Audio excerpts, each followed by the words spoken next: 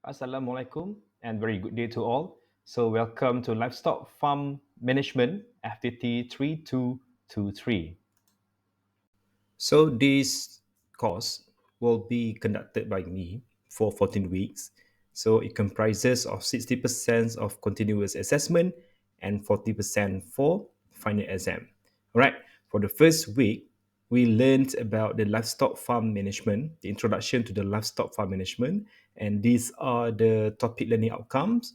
The first is you have to explore the fundamental principles of livestock farm management. Second, to differentiate between various livestock farming systems, intensive, semi-intensive, and extensive, and evaluate their advantages, challenges, and suitability for different environments and production goals. And finally, to use the key factors influencing successful livestock farm management, such as animal selections, nutrition, housing, health, biosecurity, business planning. Let's have a look on the three terms livestock farm management, which define these costs. Right? So, livestock is a term used for the domesticated animals raised for agriculture purposes, farm an area of land and its building used for growing crops and rearing animals, and management, the process of dealing with or controlling things of people.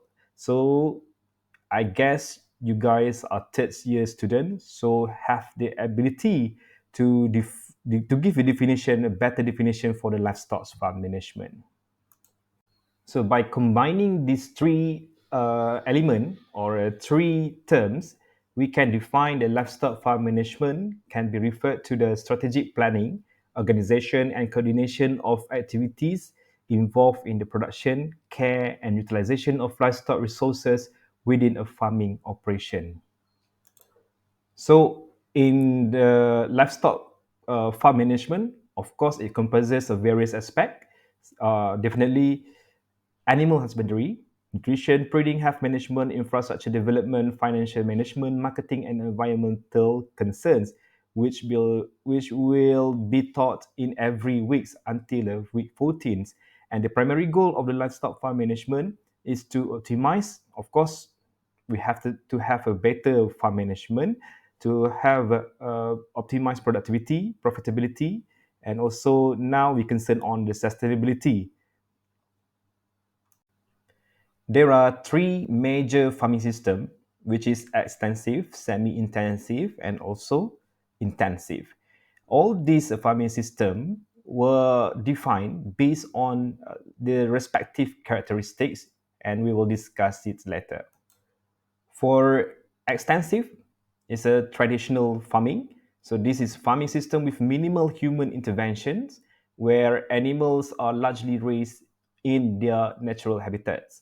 So the primary feature of extensive farming, it is a reliance on natural resources such as sunlight and rainfall, and the utilization of extensive land for livestock grazing. So if you can see at the kampung-kampung, all the farmers still practice the extensive farming system.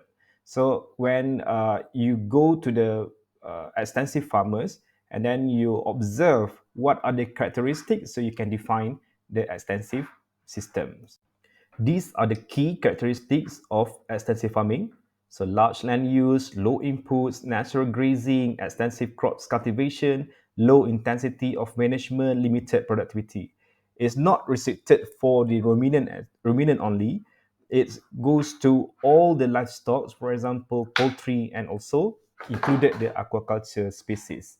And you can ask also the GPT to list all the characteristics of the extensive farming. Next is semi-intensive, where the farming system with moderate human interventions, animals have access to grazing, but also receive supplementary feed and basic health care.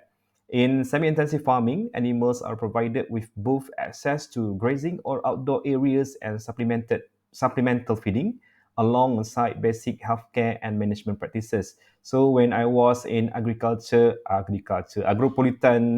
farm, so we practice a semi-intensive where all the animals were kept in the barns, and they were also allowed to graze seldomly, and also we supplemented with the concentrate, commercial concentrate, and of course we have veterinarian for the basic healthcare.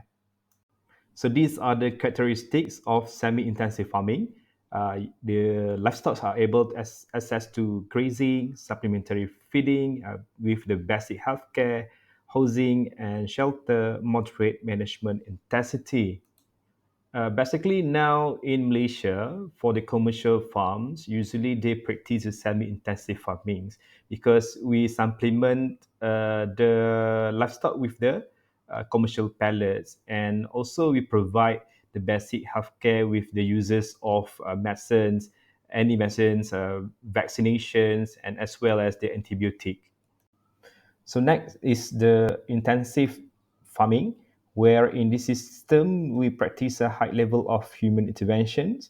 Typically, animals are confined in indoors or in controlled environments, and it also known as factory farming or industrial agriculture in the Western country. And typically, it's uses of the highly mechanized and controlled agriculture production system, where the high level of inputs such as labor, capitals, fertilizers, pesticide technology are used to maximize yield per unit or per land. These are the key characteristics of intensive farming: high input level, highly mechanized, high stocking density, controlled environment, specialized breeds and species, continuous production, environmental concerns, and high productivity. So basically, in Malaysia or in the livestock productions, the intensive farming practice in dairy cattle, swine production, and as well for the poultry, either it is in a broiler or layer. So next we go to the components of farm management. I listed here only 9. Maybe you can find more if you read more.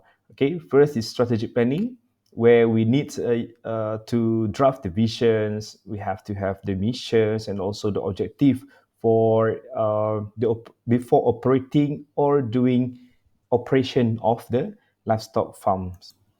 Next is financial plans. So financial plan before we operating the or open up a new farm, we have to know how much capital that we have. So previously we learned in last semester. So I think you guys still remember how to do the cash flow, financial analysis, and also some of the risk management in the financials. Actually, similar practice that we learned last semester can be incorporated in this component of farm management.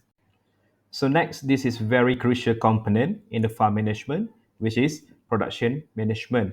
So previously we discussed on the vision, mission, objective, or what kind of species that we want to rear, and then we know the status of financials, the capitals, the financial source, and all the financial planning, the risk management. Now we go to the production management, and I thought that you guys have better knowledge on the production management because you have learned in the poultry industry, ruminant industry, livestock production, or swine production. So all this knowledge and practical you can implement or you can aggregate it and then can use in this course.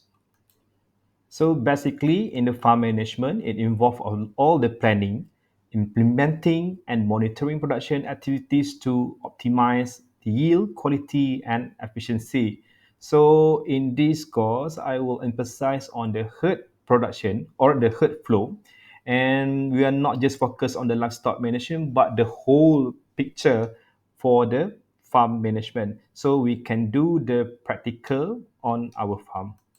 In addition, for the production management, you have to know about the market opportunities. So you have to know the market first. I give you, for example, in this picture, I put pig here. So either we can do this business in Kelantan, you ask yourself, ask your team, either this kind of business can be carried out in Kelantan.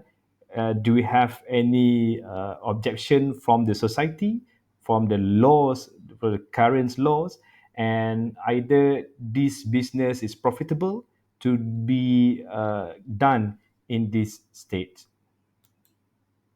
So next component is the human resource management, which we cater. We are not just cater the livestock, but we also have to deal with the human, right? So human resource is our asset. So how to manage the human resource? You have to be the human first. So we have to understand the human, and to manage the farm labor is a not easy task, because they come from different background and different education level. Sometimes they don't have any education. So the way of their thinking and the way of we are thinking not connecting. So how you want to delegate the task, delegate the job, or any instructions in the simplest way to them, so that they can understand. So in this course, I will teach you guys. We have 1 week, particularly for human resource management, so we can practice how we do the hiring, training, and performance evaluation for the employees, and we also learn how to fostering a positive work environment, and to give motivational to your employees. Next is the risk management. So previously, last semester, we also learned on how to do the risk management. And again, in this farm management, we also will do again in the risk management, but uh, we will focus uh, on the side, and also the occupational safety and health. So we will identify, assess, and mitigating risks. Probably we can do this practical as well. So we will see different components with different risks, and inshallah we will do the practical. Next component is record keeping. So to maintaining the accurate and up-to-date records of the farm activities, financial transaction, production metric, and others relevant data. So also last semester, we also learned on the record keeping. So again, we will touch again in the farm management. So you can use your knowledge to study on, or to list all the important things in the record keeping. And currently, the government also will be implemented the tax on the environmental issues. For example, for the carbon, they call the carbon taxation. So we have to know how to mitigate or to manage the environmentals. So most of the commercial farms right now try to be a sustainable farm, where all the green and sustainable farming practices being applied to minimize the environmental impacts. We have to conserve also the natural resources, recycling, and enhance the ecosystem's health. Okay, last but not least, infrastructure and asset management. This is quite important components in the farm management, where we want to learn how to plan, develop, and maintain the farm infrastructure, such as we have building, any equipment, machineries, irrigation systems, and transportation facilities.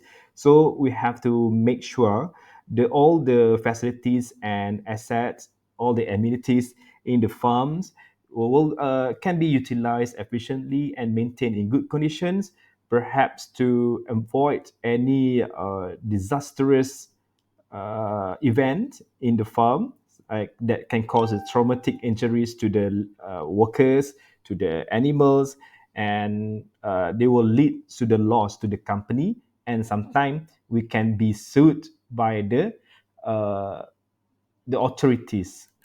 So finally, regulations and compliance. So as the farm operator or farm manager or any farm unit, we have to ensure uh, all the jobs or any farm operations must be comply to the relevant laws, regulation, and standard governing farm operation, or sometimes we call the SOP, and including the environmental regulation, food safety requirement, and labor's law. So in our country, we have certain law for farm from the beginning of the farm open and operations until the until you want to close the farm. So, for example, you buy something, you buy fertilizers, okay? No, you buy herbicide. So you buy a bottle of herbicide. So all those journey of the bottle, for example, you buy from the shop A. Okay, you buy from shop A, you must record from the shop A. Then you use when. So when you use all the herbicides. So you use herbicide where you use the herbicides, how often, how frequent you use the herbicides. And then after that, if you want to dispose the bottle, you have to also record where do you dispose the the bottles. So it seems like from uh, from cradle to grave. So sometimes we call it from the cradle to grave. That's the terms that we use. Everything in farm we have to do uh, good record, and also we have to know what anything happen. We can track based on the record. All right, that's all for this topic. Now we go to the assessment for this course. It comprises of 4 items. First is midterm test 10%, and then practical skills and assessment 30%, assignment 20%, and final exam 40%. With that, thank you so much. Assalamualaikum.